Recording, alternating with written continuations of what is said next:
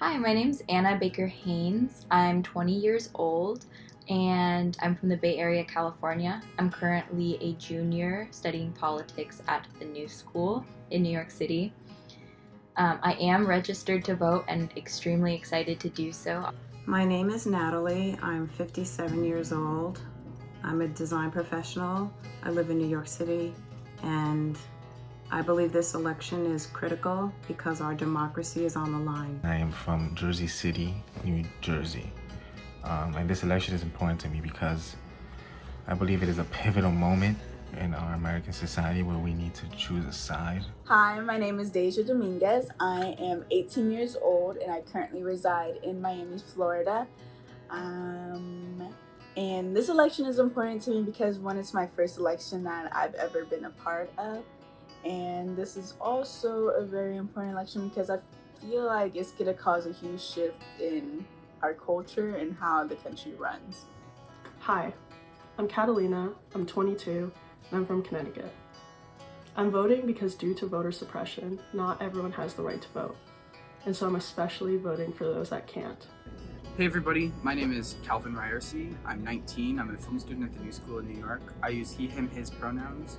And for the past 2.5 months, I've been traveling around on this bus, putting on socially distant events in the swing states for religious voters, trying to get them to vote for Democrats in the coming election. Hi, my name is Angel Ariza. I am from Mexico. I am 25 years old.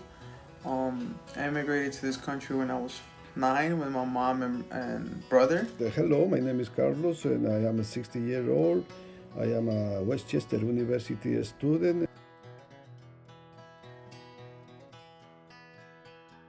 I'll be voting in person on election day. I really wanted to vote on election day to kind of feel the power of the people and really take the day to think about this election and watch the numbers come in after I vote. I'm a registered Democrat. I voted on the first day of early voting here in New York, and last year I voted for Bernie Sanders. This year I voted for Joe Biden. I already voted. I was right in there. With the mail-in ballots. I wasn't playing around. Even more so saying that than just saying the Trump name, that I voted for Trump. It still sounds crazy because Hillary was not the best choice back then either. It was Bernie. And Biden is not the best choice either here. But, you gotta pick a side. That's all you gotta do. You gotta pick a side and really,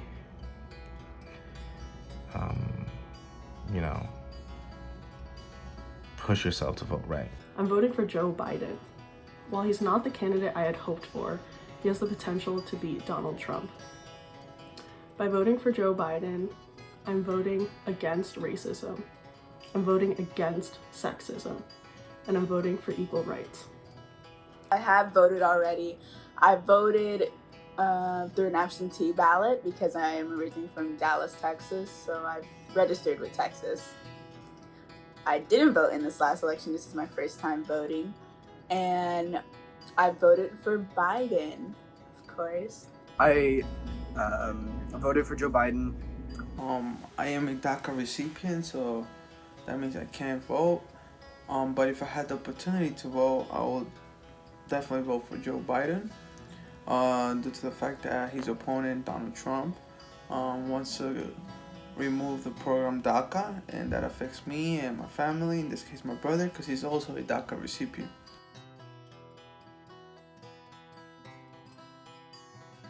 I did have difficulties registering to vote.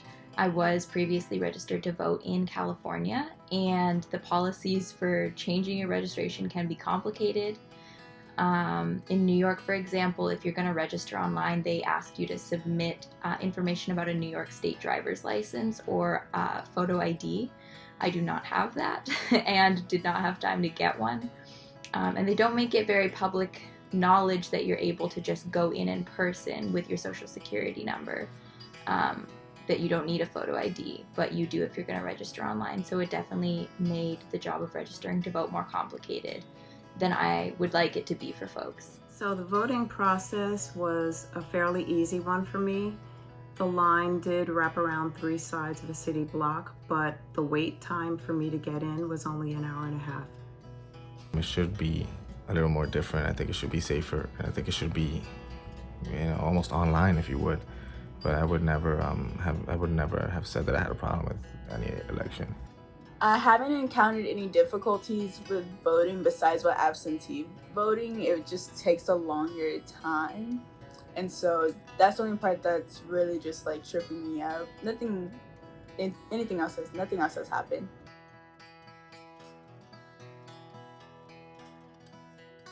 This election is different because the current president and his administration are using their powers and bending the laws to steal the election and declare a victory. This election I feel like it's gonna be different only because of like just COVID and how everyone's just like scared of each other, and then also how everyone's just fighting against each other. So there's a lot of arguments and there's a lot of bias within almost every community, and there's always like a certain type of separation. So I feel like this is really important because I think it's going to separate the country a lot more, no matter who wins, honestly.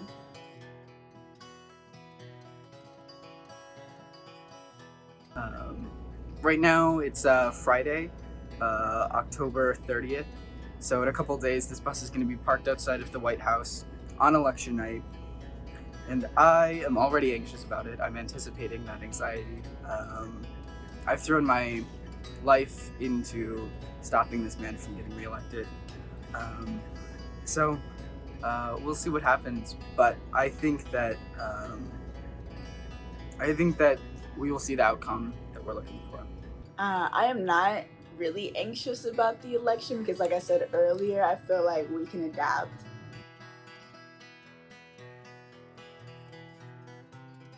I do think that this election is very crucial, but not necessarily for the other reasons I've heard people state. I think, of course, we want Donald Trump out. I want Donald Trump out, but I wish there was more of a focus on the smaller offices that are on the ballot this year. I do think this is a crucial election, but we need folks to be focusing on the smaller offices as well. There are a lot of the offices that are in charge of things like defunding the police, getting better housing security in your communities. A lot of these things are local offices doing that work. And so I do think this is a crucial election, but not necessarily just for the presidential reasons.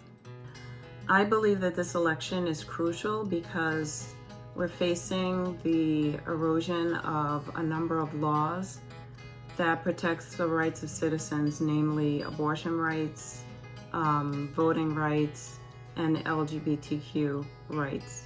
It's hard to do that when both sides are wrong sometimes.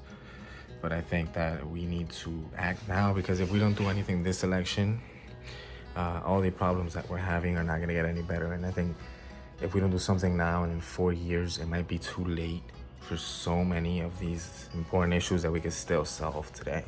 There's a lot of policies that are being made and are being changed that could affect me as a woman, like abortion rights and basically my life rights, things like that. Of course, with Black Lives Matter and with immigration rights and DACA and everything that has been made to make the American people more comfortable with being American is all being turned around. I'm also voting for transparency and climate change, especially the acknowledgement of COVID-19 and the negative impacts it's had on this country and countries around the world. I'm voting for change. I've seen firsthand the harm and the trauma that the Trump administration and its racist policies have caused.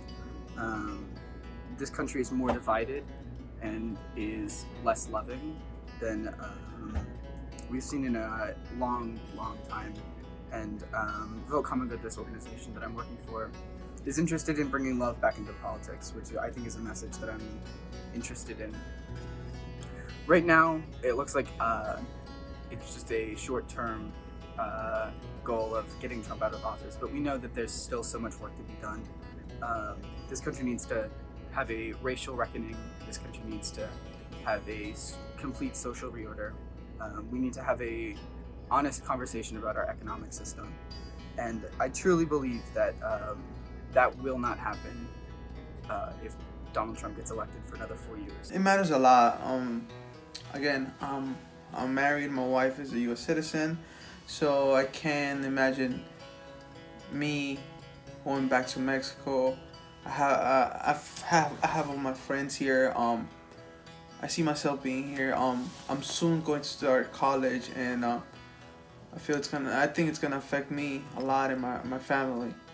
Personally, I'm looking forward to a Biden-Harris victory, and I'm hoping that President Biden will restore justice, or save rather, the Affordable Care Act, restore a good name with our allies, and propel the country forward to a more just society with a revamping of policing,